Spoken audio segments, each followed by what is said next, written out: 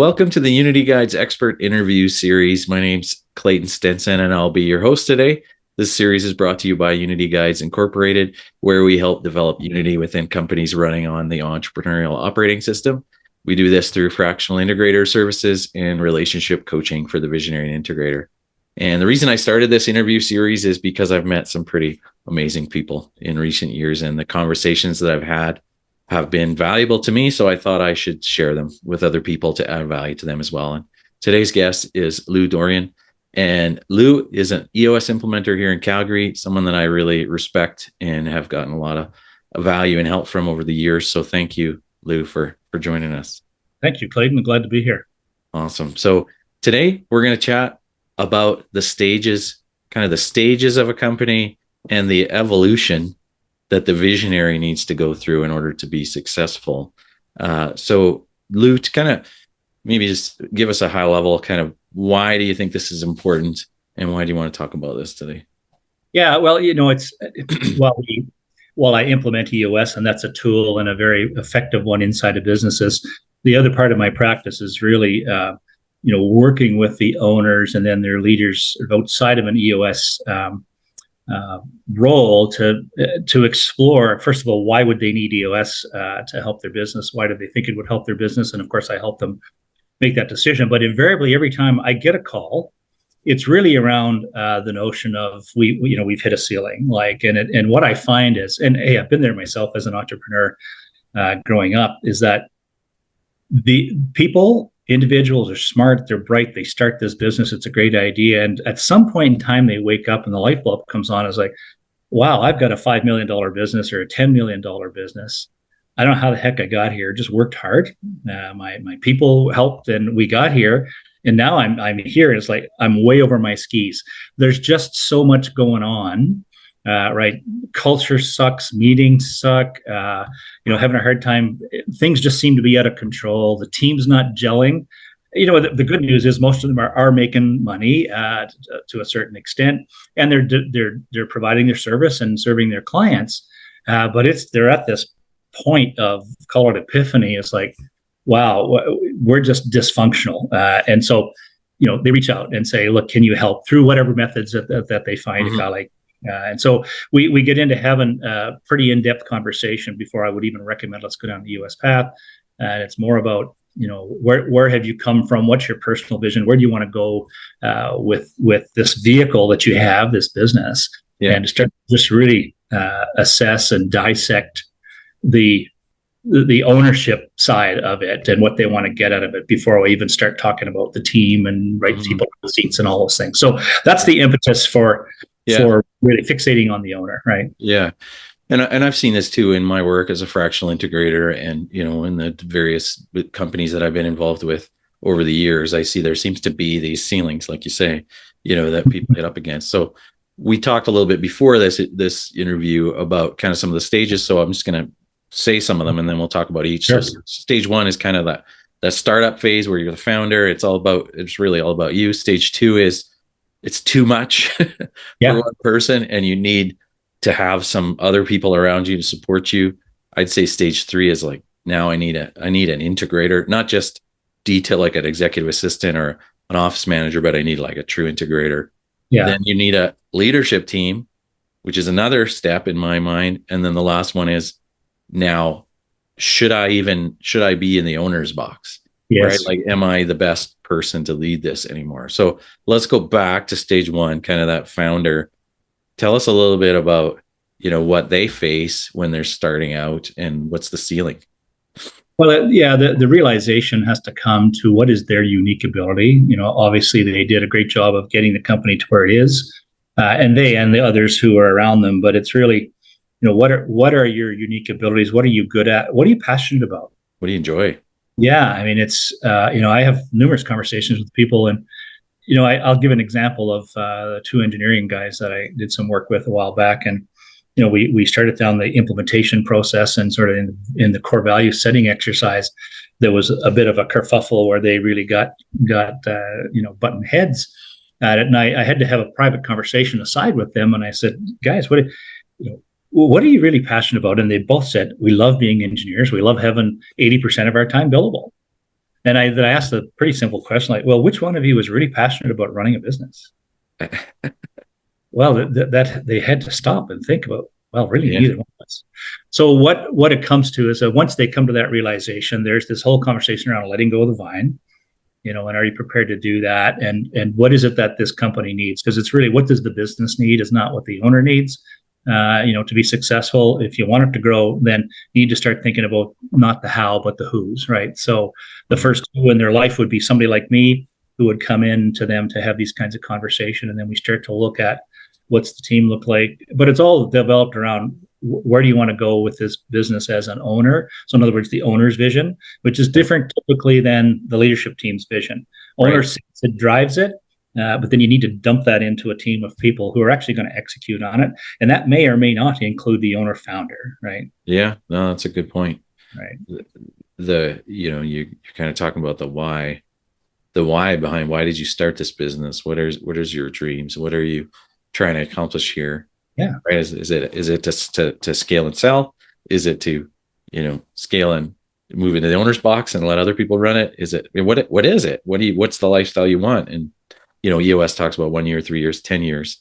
Yeah. But yeah, it's interesting. It could be very different from the Yeah. company's vision. So how do you help people with that? I'm curious. That's making me curious. Well, I do ask that question. What is it do you want to get out of this business? What is your personal vision?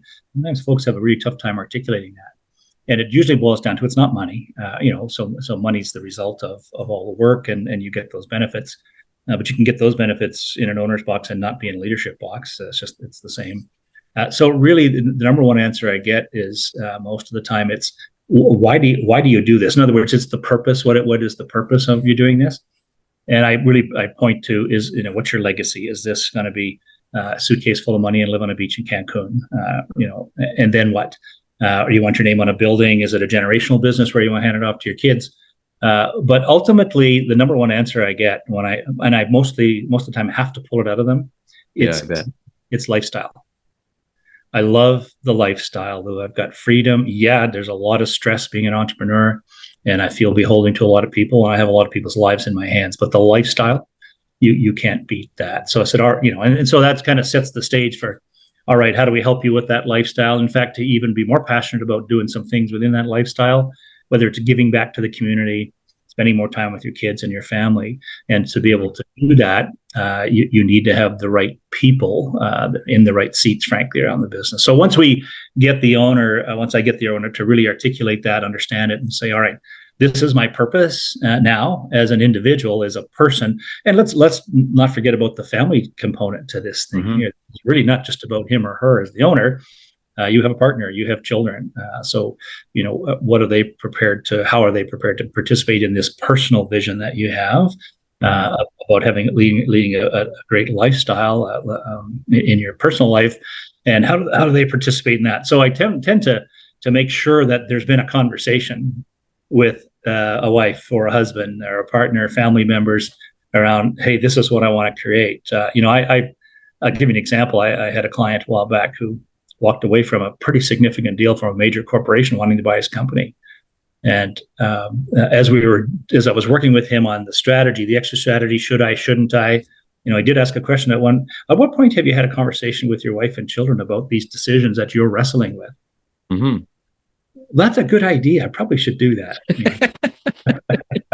But not only are these multi-million-dollar decisions, they are life-changing decisions, right? Yeah, that's the value of a coach, right? Yeah. Like your employee or team members are not going to ask you that, probably. No, Hopefully, but not likely. Yeah. Well, we'd like to get the team to a stage where they have this open and honest communication. Yeah. Safe space to be able to ask those questions. But then I did take it back into the boardroom, if you will, because the team was well aware of what he was struggling with, and we just put it on the table. And so, offering advice from his team members, he walked away from there feeling, wow, I've got all the information I need to not only make a gut feel, but to what I feel is the best decision for me as a family. So I mean, that's what we call the owner's dynamic, and understanding what he or she is trying to accomplish in life.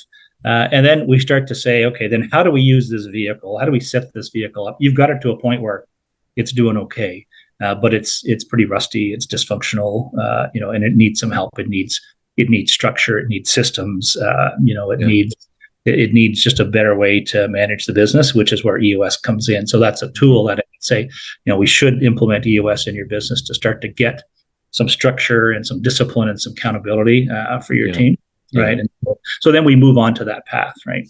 Yeah, it's interesting, right? Because I think start with the end in mind, right? Comes to mind, and like, what do you like? I think too many of us are so busy just surviving and checking off the to-do list and keeping our head above water that we aren't taking the time to think about what we actually want and why we're doing this.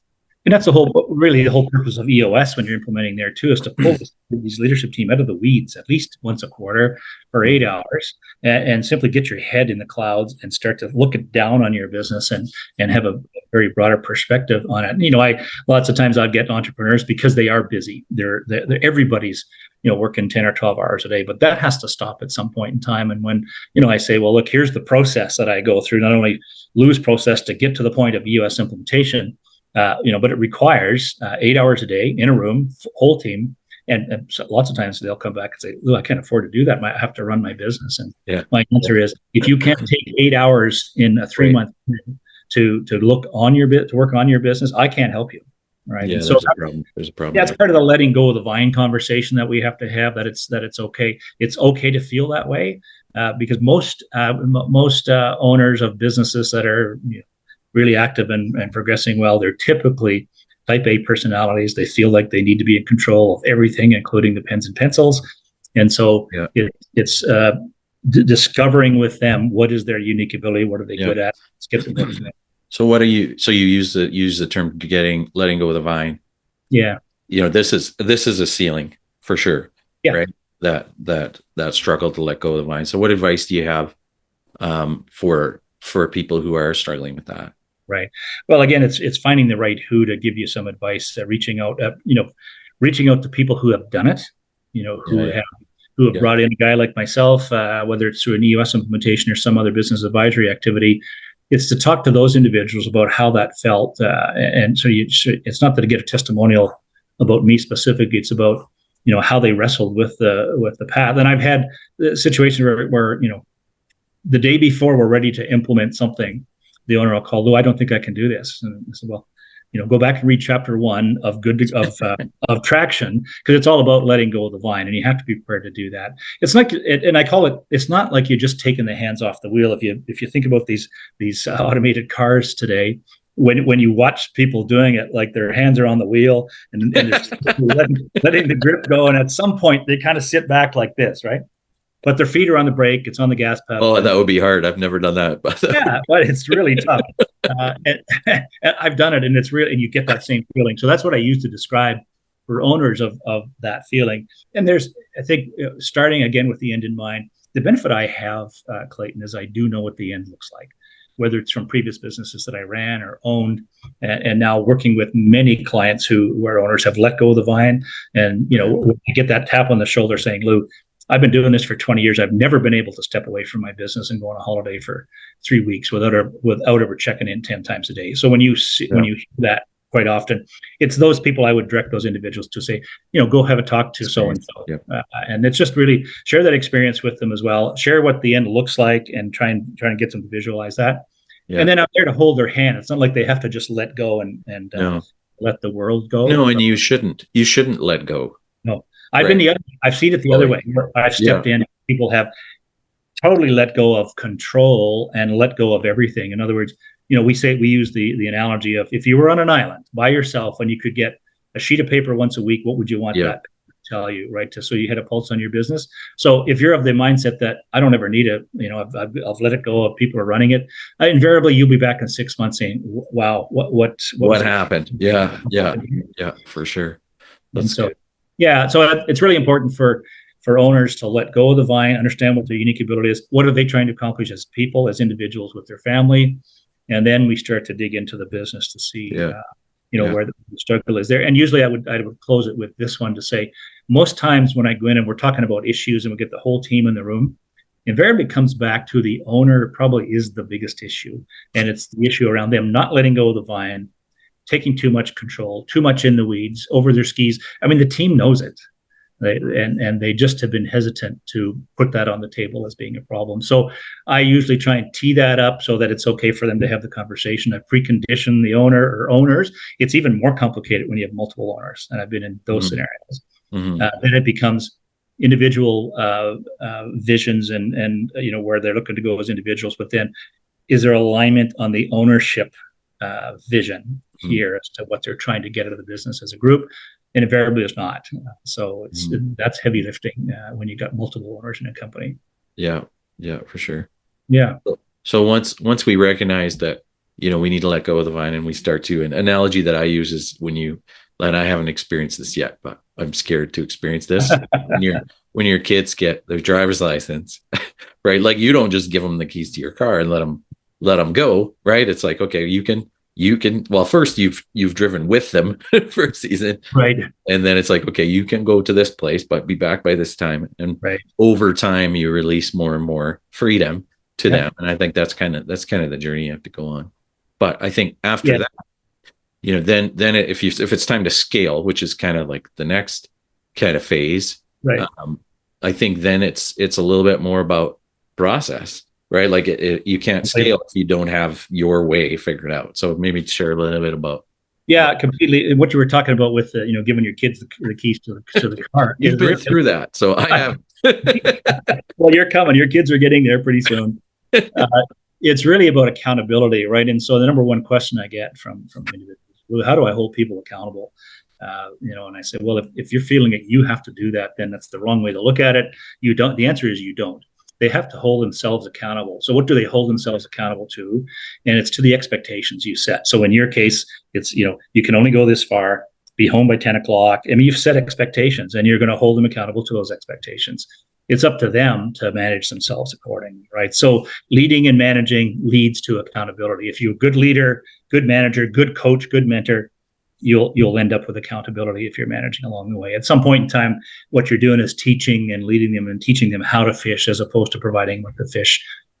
So I think in terms of ownership, then when you're sitting in the room together, you got to build this level of trust. It doesn't matter what you do; it's this whole level of trust. So you, in your children's case, as they're learning to drive, you're developing trust not only with them, but them with you, to get to the point where you're going to give them the keys to the car to go to the 7-Eleven on the corner.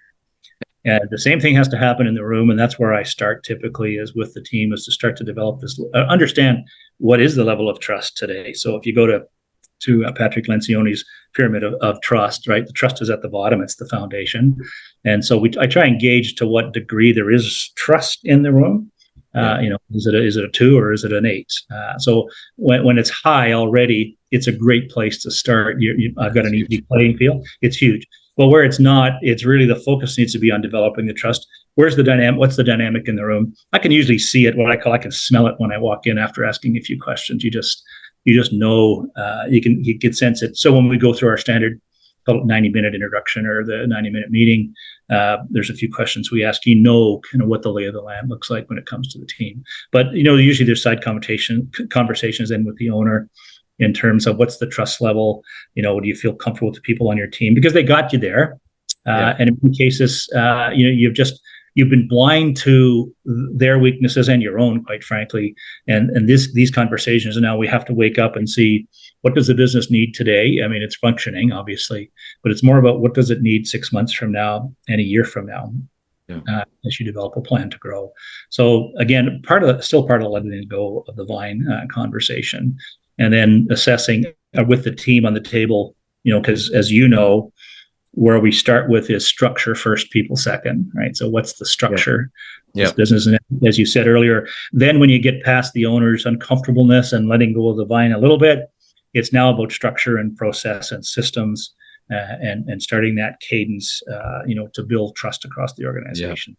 Yeah, and I think that's where you need that integrator, right? Because the visionary typically is not, they're not, that's not their sweet spot to build that out. Like they have great insight into it, but and maybe help build that structure, and the intellectual property in their mind can inform the process, right? But they do not like holding people to it, right? And the integrator then is the one that leads and manages and creates accountability, Yeah, to typically the one that makes the tough decisions, with the team, and is really becomes the glue to hold that leadership team together. And sometimes when we talk about leadership team, people envision it's 5 or 6 or 7 people. Sometimes it's a leadership team of 2, right? And yeah, so kind of, this thought process and methodology applies, where the guy or the gal who's the visionary, they just don't like this stuff. They don't like detail. They have great ideas. They're good at big relationships and at moving the business forward. And they should be looking 6 months down the road and thinking about a year out, while yeah. somebody's helping them, keep the business rolling, getting systems and structure in place. Yeah, and it's kind of boring, right? Like, right, for a visionary to just like, because there's a rhythm, there's a consistency of meetings and scorecards and all the stuff that I think just kind of lulls a visionary Yeah. to sleep. But Yeah. but if nobody's doing it, Right. right, then the process just evaporates. It's still Yeah. there. I've had clients like that where Yeah. we did the work, we got Yeah. the accountability chart, we built the process, but no one held anybody to it. So then we just went off, and then now you're paying the price. Yeah, you do. And speaking of paying the price, when you have that kind of conversation and get some realization from the visionary or the owner that I need an integrator, I need somebody to be in that seat because I'm probably not the best person to do that. Invariably, they say, well, so and so within the company would be a good integrator. And I think that's a misunderstanding of what an integrator actually does. And certainly there's people who can grow up through a business and fulfill that seat, but typically not. Typically, this is somebody from the outside that you need to bring into the organization with a broader business background and a different kind of skill set here, who likes the detail, who likes getting in the weeds, who's fixated on systems and process and efficiencies and those types of things. And so, the work that I do with clients sometimes is to find a good integrator. What are you looking for? What is the makeup of that seat? What's it required to do? And to go find the right individual to do that work. And it's interesting, at different stages of a business, you need a different type of integrator. Absolutely. As well, right? Like at an early stage, you almost need more like an executive assistant integrator. Absolutely. And then as it grows, it shifts at some point to more managing things getting done. And then even in a bigger level, your integrator is more strategic and more like a COO and leading a leadership team. So it's interesting, depending on the stage of the business, what you need. And I don't mean this in a derogatory way, but most visionaries, when they get to a business size that there's lots going on and it's busy and they're just in the weeds all the time, their demeanor and sort of style is destructive to a business. All right, they go in, and I call it seagull management. Where they fly. Seagulls are always squawking and yelling and looking for food, and they're flying up in the sky and flying around and around. All of a sudden, they see something shiny and they dive bomb and they come down and they shit all over things and then squawk some more and fly away, and they leave the mess behind for somebody else to clean up. And that's it's a negative way to look at visionaries, but that's really what they're like. And so the integrator needs to be that person who can clean up the messes and eventually get this business to where it's what I refer to as a rinse and repeat business, right? It's very systematic, very process driven. And people think of that as, well, this can't be fun. And absolutely it is fun, because it allows you to not have to think about that minute by minute stuff. And as a leader in a business, you need to think about 90% of my activity is really around managing people and not the technical skill set that I have. It's beneficial, but it's really about managing, coaching, leading people, and helping people grow and tear down obstacles to help them perform their work for the people who report to you. So that's what an integrator needs to try and focus on, is how let's get systems and processes to help people get the work done. Yes. But now let's free them up to be better leaders. And because really what happens here is you get a company to $10 million and then you want to grow it to 50 million over the next 5 years. The leadership team capability looks much different at a $50 million business than it does at a 10. Guaranteed. It doesn't mean you have to add more to leadership team. You might, but the capability of that person. It's a different skill set. Different skill set, different mindset, more critical thinking and those types of things. And that's really what, if you want to spend the time and money into helping your leadership team grow to that level, then you've got to spend the time to do that. Right? Yeah, there's a great book called "What Got You Here Won't Get You There." No, exactly, and it's that whole story, right? And I would tell you that there's a lot of tough conversations I have with visionaries when they finally make the decision. Really, I'm not the right who here. I need to go find the right who, and I need to find an integrator. And you start talking about the cost of that, And that's their first perspective is, I can't afford that. That's a cost.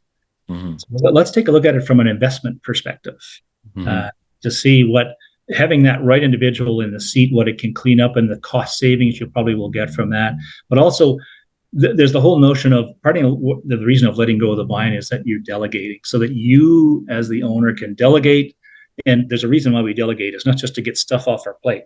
It's to elevate yourself and Mhm. so elevate yourself, Mr. or Miss Visionary, into being that great business relationship person, to go help you drive your business and structure your business, and that's why you do it. So it's really an investment in the right who to be able to come on and frankly run your business for you, right? And because I'll ask the question all the time, are you running your business or is it running you? And most times when you hit that ceiling moment, Like that's what the reality. answer is. Yeah, the business is running me. I have no time. My family doesn't see me. My Mhm. people are mad at me and I'm cranky all the time. It's a pretty Yeah, yeah. common Yeah, phrase. and I believe that a good integrator or operations manager, or somebody who's really good in that role, will more than pay for themselves easily. Three times over for sure. Mhm. And in fact, when that happens, and I have many clients who have got to the point where say, "Yeah, you're right, Lou. I think this makes sense to do this," and so I'll hold their hand through the process of bringing an integrator in. Well, it's what I call the point of acceleration. You can see it, you can feel it, you can smell it, and when that happens, when you get the right integrator and that visionary integrator duo is Man, on yeah, fire, we call it rocket fuel, as you know. But yeah, there is an acceleration in the business that you can feel. The team feels it as well. It's like, wow, this thing is on rocket fuel, and away we go. Now it's a matter of how do we keep these horses tamed down, right? And working together, because that's what the vision's for, is that everybody's rowing in the same yeah, direction. yeah. And very It's fun. quickly you can veer off. It becomes a whole lot of fun at that point, It right? is, and I would say even when I think about process and systems, I think sometimes people don't like that. They push back against it, but Yeah. it also, in my mind, serves the employee, Oh, right? Like completely. there is nothing that annoys me more when I was an employee, when I don't know what my role's supposed to be Yeah. and I don't know how it's measured. And then, how do you correct? How do you get, how does somebody correct you if you don't have clarity on Yeah. your role? And how do you know if you're making progress if you don't know what your role is, right? So that's Yeah. what I feel like is a big part of my role as a fractional. And I even call it an interim integrators to come in. Yeah. Let's Yeah. remove the gray. Let's Yeah. get everybody super clear. They Yeah. know what they're supposed to do, how they're supposed to do it, and how they're going to be measured. And then it Yeah. feels good. It feels like I'm contributing to a greater Yeah. good. When you think about structure, and that's what we talk about with teams, is the structure of the business, but this is really structure of your seat, no matter who you are. If you're the Yeah. janitor or if you're the HR person, it's what do you this seat need to accomplish, whether you're sitting in it or somebody else is, but this is what the business needs from that seat. And that creates structure, clarity of role for the individual. We preach one measurable at least for everybody in the company, right? And Mhm. so when you've got that in your role, you start to figure, and the owners have shared, the leaders have shared the vision, where you're going, and in part how you're going to get there. Pretty soon, you can say in your seat, in your accountability, okay, this is my contribution to that vision. This is how we're going to get there, and I can move up in the organization. They maybe can see a career development path. So it just brings what I call clarity to the chaos, Yeah. right? And that's really what's usually my opening line is I'm here to help you bring clarity to the chaos that you feel. Yeah. Yeah. And we always tend to fixate, and the owner fixates on the leadership team, but the chaos is happening right through the belly of the beast, and they forget about the impact. If you impact the frontline worker in terms of their ability to deliver and help you deliver the service or the product, you need to pay attention to that, because Yeah. that's where you're losing. If you want to put financial terms around it, that's where you're losing the money, is at that front line. Yeah, yeah. So we've talked about kind of the beginning stage. We've talked Yeah, about, when you need some detail help, you need an integrator, you need a leadership team. So the last stage that we talked about is, am I the best person to lead this and yeah, transition to the owner's box, as yeah, we call it in EOS? So tell us a little bit about that journey and what yeah. that So, takes. well, there's a number of dynamics that can happen. As you say, if you have a single owner, sometimes a different dynamic if it's a husband and wife ownership team, because it's it's business in the boardroom, but then you go home and they're still talking about the business. So that creates some dynamic as well. And then if you have multiple owners as well. So, and multiple owners tend to happen in architectural firms, engineering firms, where there's where there's principals, right? So they all own an equal piece of the business, and they have associates. So but I think what you get is, regardless of the way it's designed, owners typically will feel that because I'm an owner, I should be a leader, and therefore I should have a leadership seat. And the extreme example that I would have in my experience is a firm that had 8 principals in it, who all had leadership seats. But when you start to look at the dynamic of the business, what does the business need? It absolutely did not need 8 leaders, and in most cases, these leaders had nobody reporting to them. And Right. so, when you start to dig into what is your unique ability, so first of all, what's the business need, but what is your unique ability? And just because you're an owner, are you the right person to lead either a department or a segment of the business, or even be the ultimate leader, like the integrator, let's say? Mm-hmm. And so it's having those they're hard conversations to have, but people start to realize, and I think they know themselves, that, well, I'm doing this because the rest of the ownership asked me to take on operations or take on sales, but I'm really not good at it. But I'm doing it because I'm an owner. Yeah. And so it doesn't serve the business well at all. So you start to get people to feel about, look, giving up a leadership seat, and become pretty evident when you're developing the structure as a team. And I'm a guy in the room saying, okay, what does this business need? And you got the key segments of the business: marketing, sales, business development, operations, right, and finance. Somebody has to sell something, somebody has to build something and get out the door, and somebody's collect the money and pay the bills. And then you need somebody to kind of manage all of that. There's 4 seats there. And so that's a typical business, any business. You're not special. It's any business has that in some form or fashion. There may be some other seats that you have there. Well, in my case with 8, there's not 8 boxes. We ended up with 4. Yeah. And pretty soon the realization comes in, like, okay, so who's the best person for that seat? But where I take them is to say, you aren't giving up any of the rights and privileges and things that you have as an owner, right? So let's start there. And remember that those things are still in place, regardless of what your shareholders agreement says and all those things. But if you're in a seat that has a very subject matter heavy expert requirement, you can, because ego comes into play here now, right? And so you can elevate people to make them be the subject matter expert in a certain line of engineering or architecture or something along those lines. And so when you're not trying to find a home for them, but they have to come to the realization that they're not the right person. So having an owner of a company work in a subsidiary seat, if you will, becomes a really tough conversation to have. But it happens all the time, and in some cases, they'll finally say, Lou, I have nobody reporting to me. This is fantastic. I love it. I can get my head focused on the thing, but yet I can go back to the owner's box. And lots of times, we'll set up the owner's box and we'll call that the visionary, right? Because that group is setting the overall strategy for the business. And then all they need is an integrator, then a good integrator. And so if there's one in the room, great. Lots of times there's not.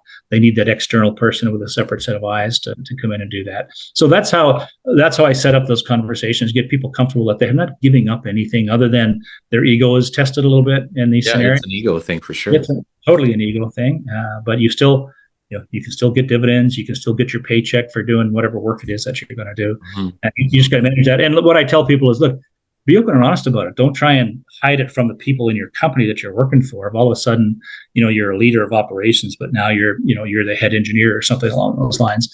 There's no shame in any of that. You're still providing a valuable service in your unique ability, which is what you're passionate about doing, and that's the best value you can give to your company. Mm-hmm.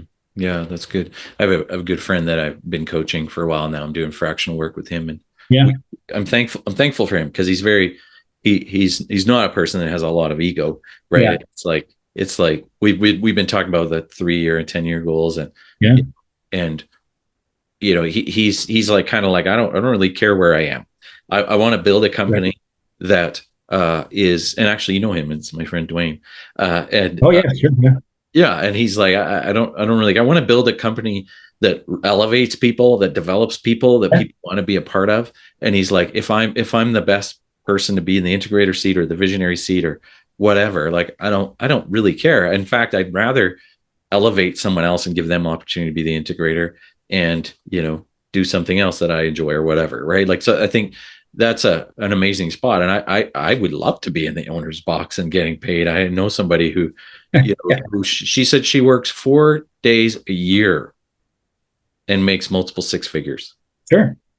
right? She's in the owner's box, but Yeah. she's got a great team. She's got a very strong integrator who also doesn't have to work full time Yeah. anymore, but the Yeah. company is doing very well and Yeah. people are happy there, right? So, I think most people get stuck in this mindset that they have to be busy in Yeah. order to value, but it's Well, not. you have to feel like you have to be in it to be in control. And, I had this client a number of years ago where, as I went through the assessment process, my first step was, because I was doing some integrator work way back then, it was to fire the wife who he had brought in because he felt like he was losing control. I think you So he told brought me it. this story. Yeah.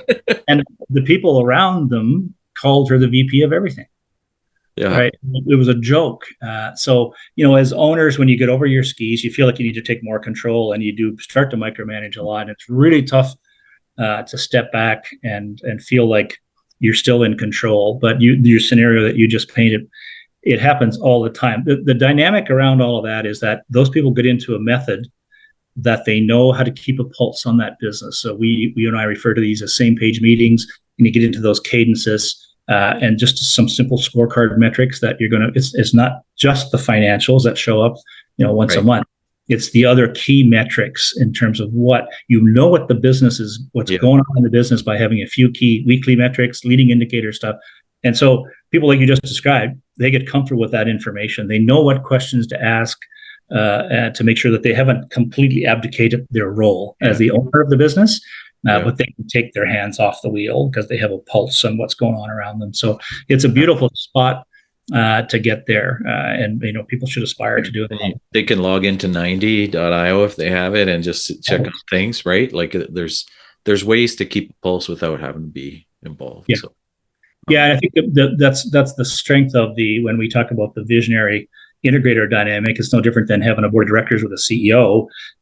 The board of directors doesn't come in and run the company. At least they shouldn't, but they need to have a close relationship with their CEO. And that CEO takes that information and feeds the information back to them to make them feel comfortable the business is doing what it's supposed to.